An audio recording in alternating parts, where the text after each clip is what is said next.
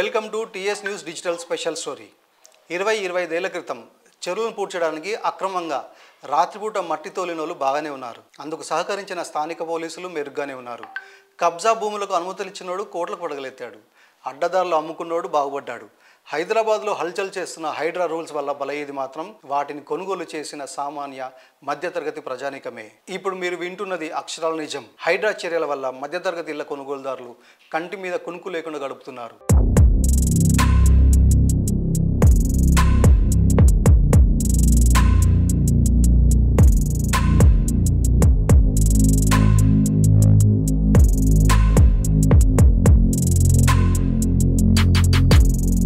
లంచాలు ఇస్తే చాలు, ఎలాంటి అనుమతులకైనా ఓకే అనే మూడ్ ఆఫీసులదైతే అప్పు చేసైనా సరే సొంతింటి కలను నెరవేర్చుకోవాలనే తాపత్రయం కామన్ మ్యాన్ది. ఇలాంటి వారి అవసరాలను క్యాష్ చేసుకొని సైడ్ అయిపోయేవారు కొంతమంది బిల్డర్లు. ఇప్పుడేమో మీరు కొన్న స్థలం, కట్టుకున్న ఇల్లు అన్ని ఆక్రమణలే అంటుంది హైడ్రా. రూల్ అందరికీ ఒకటే, కబ్జా చేసి బలిసినోడికైనా బక్కోడికైనా సేమ్ ట్రీట్మెంట్ అంటుంది ప్రస్తుత ప్రభుత్వం. కావాలంటే ఇంకా నిర్మాణాలు ఉన్న అక్రమ కట్టడాలని కూలదోయండి, దొడ్డిదారులు అనుమతులు తెచ్చుకున్న వారిపై కొరడా జలిపించండి, కబ్జాలు చేసి కోట్లకు వెనుకేసిన వాళ్ళ భరతం పట్టండి.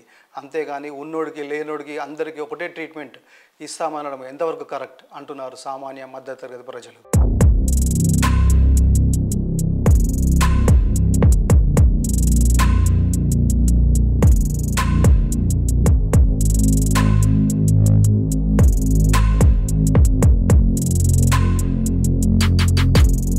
తమ దాకా రాదనుకున్నారో, మేము అన్ని అనుమతులు పొందాం కాబట్టి కరెక్టే అనుకున్నారో కానీ నిన్నటి వరకు హైడ్రా యాక్షన్స్కు ఎంతో ఉత్సాహంగా మద్దతు ఇచ్చారు చాలామంది.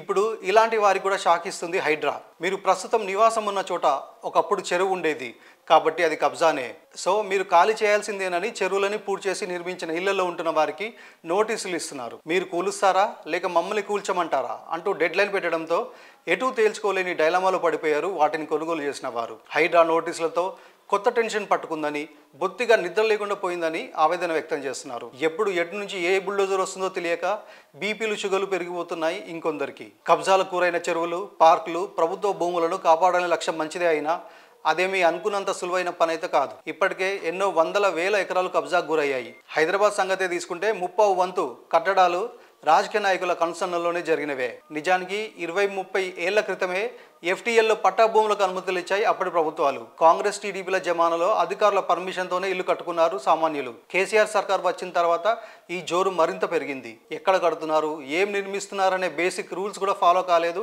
ఆనాటి అధికారులు. విచ్చలవిడిగా పర్మిషన్స్ ఇచ్చేయడంతో చెరువులు, పార్కులు, గవర్నమెంట్ ల్యాండ్స్ ఎక్కడ చూసినా ఏదో ఒక నిర్మాణంతో ఫుల్ అయిపోయాయి. ఇక బిల్డర్ల మాటలు నమ్మి అన్ని రకాల అనుమతులు ఉన్నాయనే భ్రమతో ఇల్లు కొనుగోలు చేశారు చాలామంది. దశాబ్దాల తరబడి ఇక్కడే స్థిర నివాసం ఏర్పాటు చేసుకొని ప్రశాంతంగా గడిపేసిన వారికి ఇప్పుడు హైడ్రా సడన్ ఎంట్రీ ఇచ్చి నోటీసులు జారీ చేయడంతో ఊపిరాటం లేదు చాలామందికి. తమ ఇల్లు కూల్చేస్తారేమోనన్న భయంతో వీరంతా బిక్కుబిక్కుమంటున్నారు.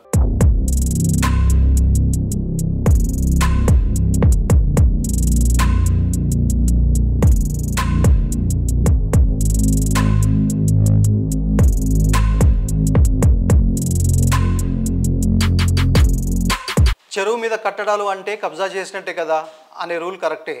అయితే ఇక్కడ దూకుడు, ఆవేశం కన్నా ఎమోషన్స్ ముఖ్యం అనే చర్చ జరుగుతుంది.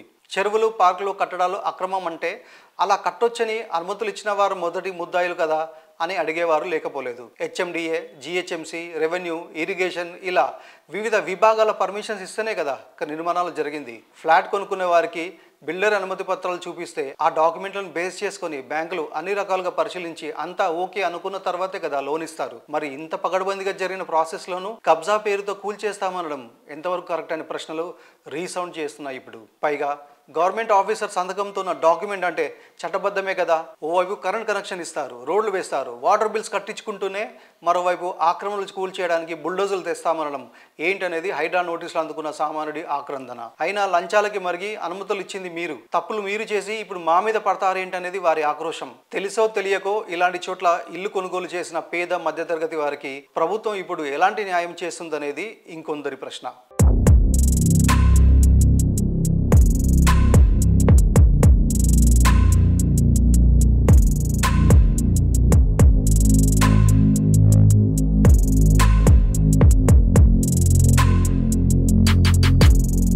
హీరో అక్కినేని నాగార్జునకు చెందిన ఎన్ కన్వెన్షన్ కూల్చేశారు. FTL పరిధిలో మీ నిర్మాణం ఉందంటూ స్వయాన రేవంత్ రెడ్డి సోదరుడు తిరుపతి రెడ్డికి సైతం నోటీసులు ఇచ్చారు.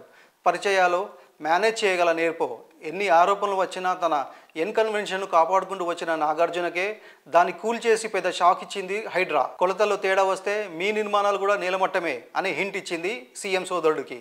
అంటే అర్ధబలం అంగబలం ఉన్న వారికే దిక్కు లేదు. ఇక మా పరిస్థితి ఏంటనే భయాలు వెంటాడుతున్నాయి సామాన్యులను. నాగార్జున, తిరుపతి రెడ్డి లేదా హిట్ లిస్ట్లో ఉన్న ఇంకొందరు బడాబాబులు వీళ్లకు చెందిన 1-2 నిర్మాణాలు కూల్చేసినా వారికి పెద్ద ఫరక్ పడదు. ఎందుకంటే వాళ్ళకున్న లెక్కలేని ఆస్తులు ఇవి పీనట్స్. కమర్షియల్ బిల్డింగ్ అయినా ఇల్లు అయినా ఇది కాకపోతే మరోటి అన్నట్టు ఉంటుంది వాళ్లకు. కానీ కామన్ మ్యాన్ పరిస్థితి అలా కాదు కదా. రెక్కలు కష్టం చేసుకొని పైసా కూడగట్టుకొని అడిగిన లంచాలు ఇచ్చి సొంతింటి కల నెరవేర్చుకోవడానికి జీవితాన్ని దారపోస్తారు వీరంతా. బ్యాంక్ లోన్లు, పర్సనల్ లోన్లు అంటూ సంపాదన అంతా ఈఎంఐ కట్టడానికే సరిపోతుంది. అలాంటిది ఇప్పుడు హైడ్రా వచ్చి మీరు ఇల్లు ఖాళీ చేయండి, ఇల్లు కూల్చేస్తామంటే ఇటు సొంత ఇల్లు లేక అటు అప్పులు మిగిలిపోయి జీవితం తలకిందులైపోవడం ఖాయం. ఒక హైదరాబాదే కాదు, అంతటా ఇదే పరిస్థితి. నగరాలు, పట్టణాల్లో 70-80% భూమి ఒకప్పుడు అడవులు, చెరువులకు సంబంధించిందే అని అందరికి తెలుసు. మరి ఇప్పుడు వాటిని అన్నింటిని కూల్చేస్తారా? అసలు FTL బఫర్ జోన్ల పరిమితులను ఎవరు నిర్ణయిస్తారు, ఎప్పుడు నిర్ణయిస్తారు?